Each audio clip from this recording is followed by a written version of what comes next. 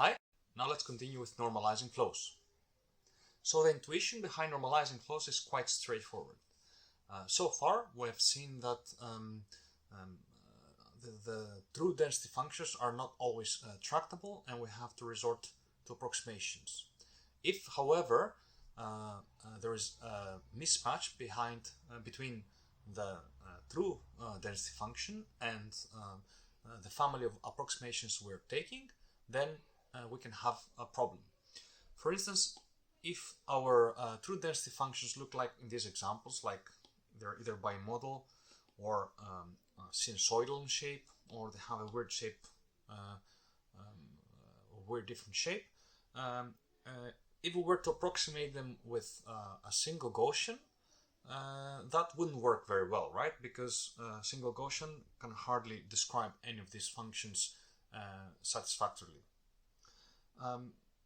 So normalizing flows propose the rather intuitive idea that if we were to apply a transformation on a simple density input, for instance on that Gaussian function of ours, then if we choose the transformation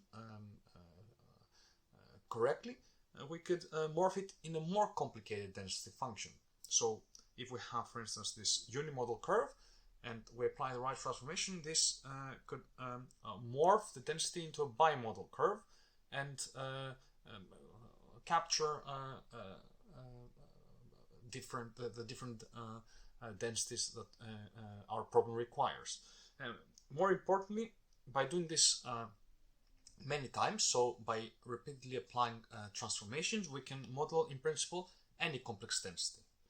Clearly, the question in this case is what kind of transformation should that be, and how can we make sure that the output result is still a probability density function. The basic concept behind normalizing flows, the key principle, is the change of variables. So for single dimensional cases, we know that according to the change of variables, if we take the integral in both sides and in one side we have the function as f which receives just single input u. Now if we think that this input u is in itself the output of another function g that depends on x, then we can replace u with g of x, so here. However, we also have to multiply that function with the derivative of g, so g prime. And we have to do that because of the chain rule we've seen before for backpropagation. So this identity is called the change of variables, or integration by substitution. And in the case we have multivariate inputs and outputs, the identity becomes a bit more complex. So instead of having now the derivative, we have to compute the determinant of the Jacobian matrix of function g with respect to the input x. Note also that both u and x have to have the same dimensionality. Now, normalizing flows is in a way an implementation of the change of variable idea on our data modeling tasks. Specifically, we can say that we got a model which comprises an encoder, and this encoder receives data x with density p of x. So for instance, x can be our image, and p of x is the data likelihood, so the likelihood of our images that we're actually trying to learn. So this function f takes the input x and maps it to a latent variable z, and this latent variable z in itself has another density function p of z. Now the inverse model is it corresponds to the decoder f to the minus 1, which maps the latent z back to the original input space x. So here we've got an encoder-decoder architecture. The interesting thing is that the encoder and the decoder, however, are basically tightly connected because they correspond to inverse functions. So if we are to apply our the change of variable on our forward model, then and we apply the logarithm, then we can see that the logarithm of our data likelihood, so the log p of x, is equal to the logarithm of our output, so p of z, logarithm of p of z, plus an extra quantity, which is the logarithm of the determinant of the Jacobian matrix. So now we have an explicit connection between the density of the input and the density of the output. If we make a convenient choice such that it is easy to compute the logarithm of the determinant of the Jacobian, and if we assume to know the p of x or the p of z, then we can compute the other one quite easily. The normalizing flows have a very a very nice geometric intuition. Specifically, the determinant shows how the volume of the input and the output probability spaces changes during the transformation. So the volume is the size, it's the length. So for instance, in this one-dimensional case, the volume is the size, the length in the x-axis for our probability distribution. So for p of x, the length is 1. For p of y, the length is 2. So 3 minus 1 equals 2, right? Both are indeed probability density functions. We can verify this by checking the area, right? So the total sum of the probability density function has to be 1. And indeed, if we multiply it here 2 times 0.5, that is equal to 1. So this is indeed a valid probability density function. Here also, if we multiply 1 by 1, again it's 1. So it's a valid probability density function. Now let's compare the two volumes. Here we've got a volume of 1 and for p of x, whereas for p of y we have a volume of 2. This means that when we're applying the transformation f, goes from the green to the blue rectangle, our volume scales up by a factor of 2. And in fact, this factor 2 is equal to the scalar that multiplies our input in our transformation. This is an one-dimensional example.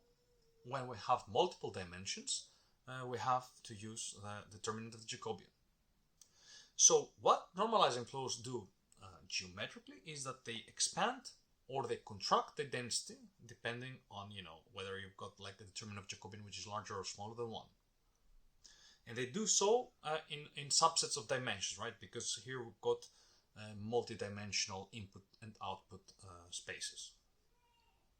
By doing this process, by expanding and by contracting, they can morph the distributions such that they match whatever output distribution we would like. Now, what is very interesting with normalizing flow is that we can stack them, right? So if our transformations are simple enough and tractable, so if they are tractable enough, and we can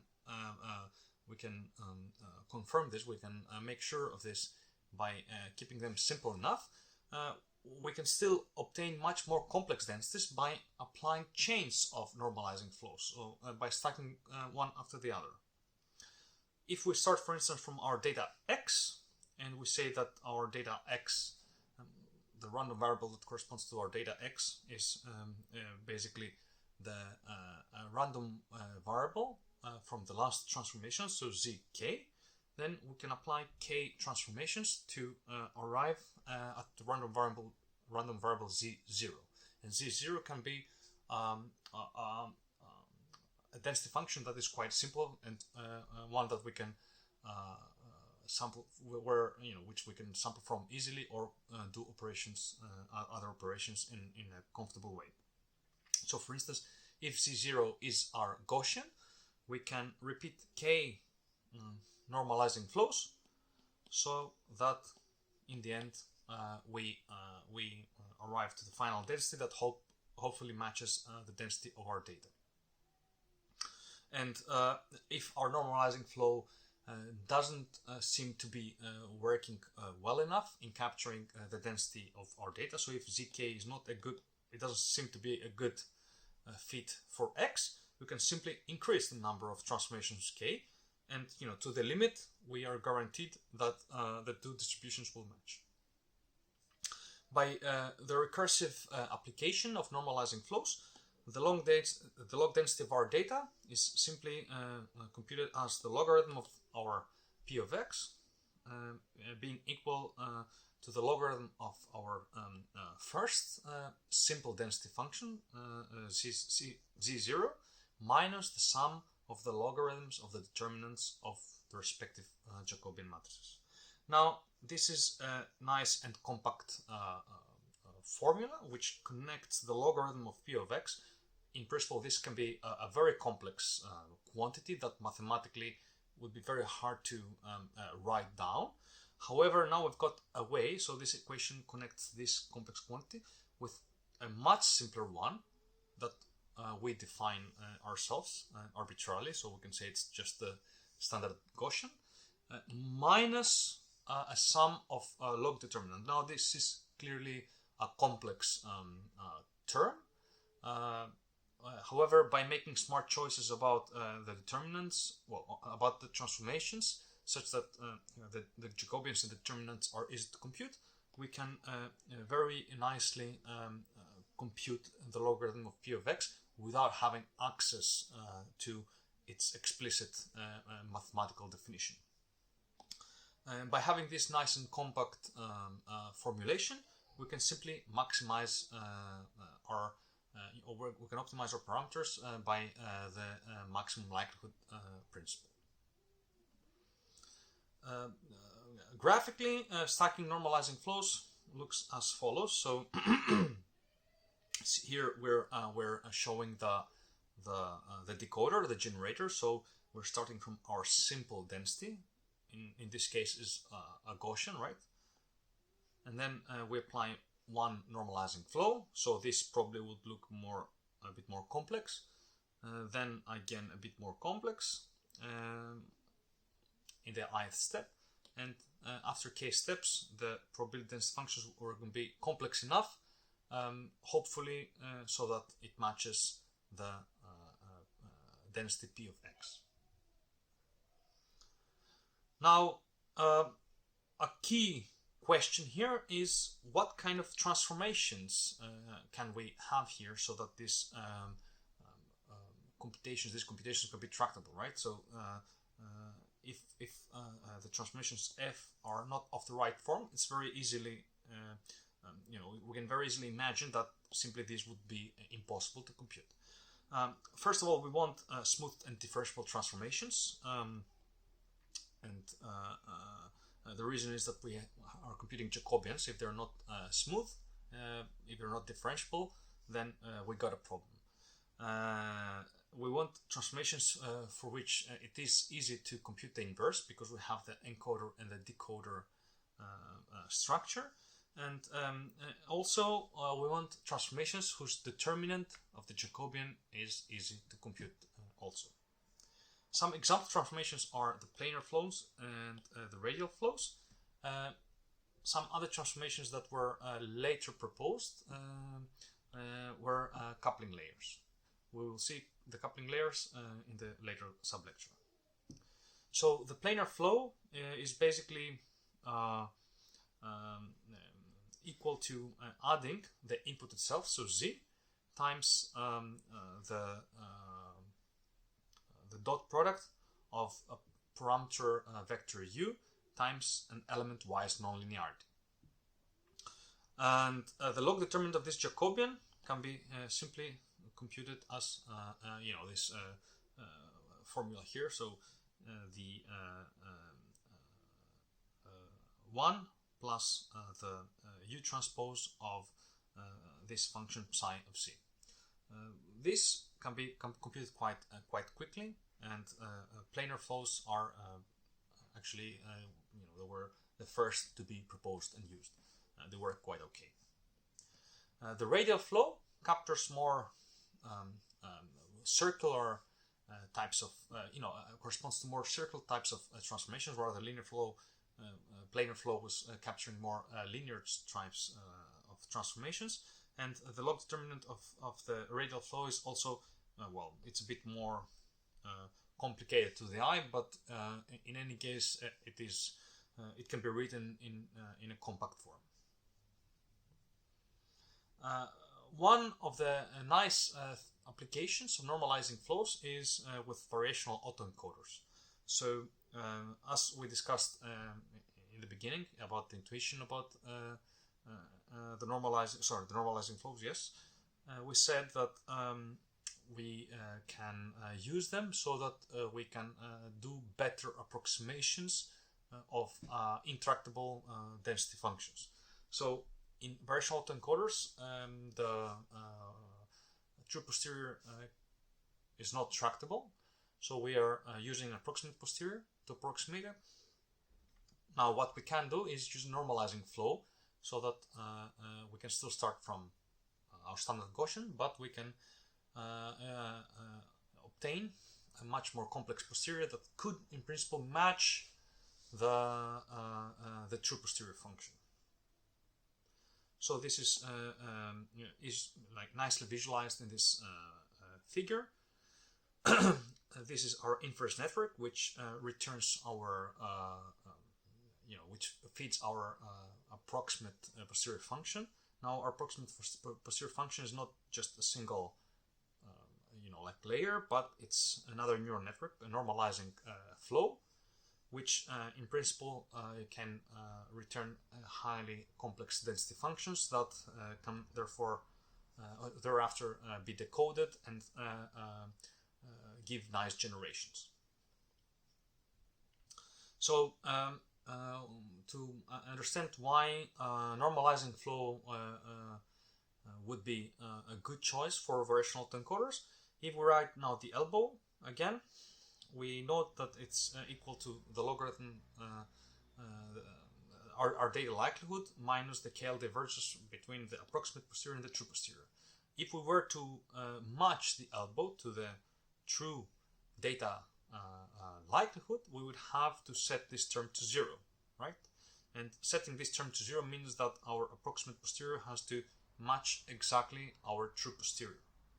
By replacing our simple approximate posterior with a normalizing flow, we can actually make sure that this KL term vanishes and our evidence lower bound matches the true log likelihood. By doing so, the elbow can be also rewritten, and in fact it looks quite similar to the original elbow formulation. So we have here a reconstruction term. Now our latent variable here is the one that we obtained from the last transformation, minus a KL term between the first random variable z0 and the prior. However, here we have an extra component, which is the expectation of the sum of the logs of the determinants of the Jacobians. Now, this quantity can in general be computed quite easily because we can make a smart choice of transformations, and therefore we can optimize the elbow quite comfortably. The algorithm for the variational inference with the normalizing flows is doesn't really become much different. We first have to sample a mini batch, and using this mini batch sample from our simple approximate posterior, so our simple density function, then using this as input, we can compute our normalizing flows for zk and compute the elbow and the gradients thereafter. The effect of the number of transformation or flows can be quite significant, and this is why I said before that for one reason or the other, it seems that our final density is not as expected. It could be that we just want to add more flows. So when we have the unit Gaussian and we apply planar flows, with a single planar flow we can squash it, we can make it afterwards bimodal, and we have a very weird like multimodal shape after 10 flows. If we have the uniform distribution as our initial density function, again we can split it into 2, then into 4, and then into multiple modes. They all look uniform, like each island now looks uniform, whereas here in the unit Gaussian case, each island looks like, well, it's not really a Gaussian, but it looks like it has a part of the curve is higher than others. When we apply the radial flows on the unit Gaussian in the uniform, we've got different types of transformations on our input densities. So these are more circular, right? So our Gaussian sort of scales in one direction more than others, and we have this sort of strange, moon shape. With 2 radial flows, we have a strange here type of like that density, and with 10 flows we have even more complicated density functions. And to motivate the usefulness of flows, in this slide the Rezend and Mohammed used, well, they created these 4 toy density functions that they want to use as targets. So they wanted to approximate them, or to learn them with normalizing flows. Then here they show what are the results when they apply 2, 8 or 32 flows. We see that the results are actually pretty nice, right? So after 32 flows, they can very nicely match the true data density, even when the shapes are quite complex. Nice is another algorithm which, there are some similarities. However, it tries to approximate, and it succeeds to some degree, but it doesn't do as well.